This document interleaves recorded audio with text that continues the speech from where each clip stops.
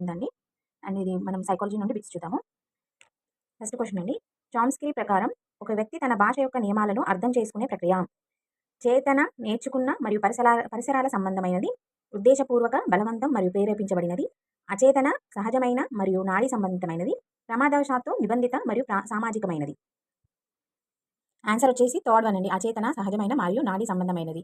అంతే కదండి, భాష ఒక వ్యక్తి భాష అనేది అచేతనంగా సహజంగా నాడీకి సంబంధమైన విషయం అనమాట. అందుకని మన ఆన్సర్ వచ్చేసి థర్డ్ వన్ అవుతుంది. నెక్స్ట్ అండి సెకండ్ క్వశ్చన్. 2 అండాల కవలలో వైయక్తిక భేదాలకు అనువంశికత మరియు పరిసరాలు ఇలా దోహదం చేస్తాయి. అనువంశికత గాని పరిసరాలు గాని ఒకే విధంగా దోహదం చేయవు. రెండు ఒకే విధంగా దోహదపడతాయి. అనువంశికత ఒకేలా దోహదపడుతుంది కానీ పరిసరాలు భిన్నంగా దోహదపడతాయి. పరిసరాలు ఒకే దోహదపడతాయి కానీ అనువంశికత భిన్నంగా దోహదపడుతుంది. ఆన్సర్ వచ్చేసి అనువంశికత గాని పరిసరాలు కానీ ఒకే విధంగా దోహదం చేయవు. అంతే కదండి, పరిసరాలు అనేవి అనువంశికత అనేవి రెండు ఒకటే విధంగా ఉండవన్నమాట. సో ఆన్సర్ వచ్చేసి 1.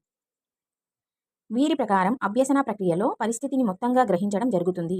ప్రవర్తనవాదులు, మనోవిశ్లేషణవాదులు, ఫ్రాయిడియన్లు, గెస్టాల్ట్ వాదులు.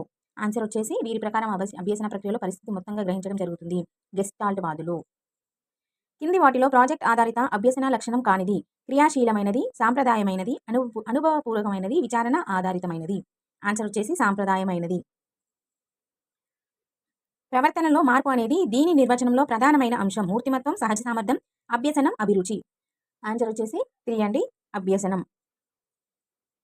ఉపాధ్యాయులు అభ్యసకులలో గల వివిధ వైవిధ్యాల గురించిన జ్ఞానం, అవగాహన కలిగి ఉండాలి అనేది ఈ వికాస సూత్రం యొక్క విద్యా అనుప్రయుక్తం. వికాసాన్ని ప్రాగృతీకరించవచ్చు. వైయక్తిక భేదాల సూత్రం. వికాసం ఒక ఖచ్చితమైన దిశగా సాగుతుంది.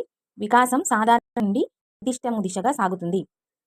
ఉపాధ్యాయులు అభ్యాసకులలో గల వివిధ వైద్యాల గురించి జ్ఞానం, అవగాహన కలిగి ఉండాలి అనేది ఈ వికాస సూత్రం యొక్క విద్యా అనుప్రయుక్తం, అంటే వైయుక్త భేదాల సూత్రం.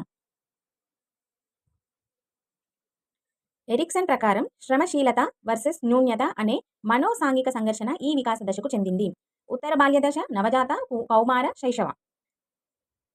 ఆన్సర్ వచ్చేసి ఉత్తర బాల్య దశ. కోల్బర్గ్ ప్రకారం చాలా మంది వ్యక్తులు ఈ స్థాయి నైతిక వికాసాన్ని సాధించలేరు. పూర్వ సంప్రదాయ, సాంప్రదాయ, ఉన్నత సాంప్రదాయ, ఉత్తర సాంప్రదాయ. బోధన ప్రభావవంతంగా ప్రణాళిక చేయబడిందని ఎప్పుడు అనవచ్చు?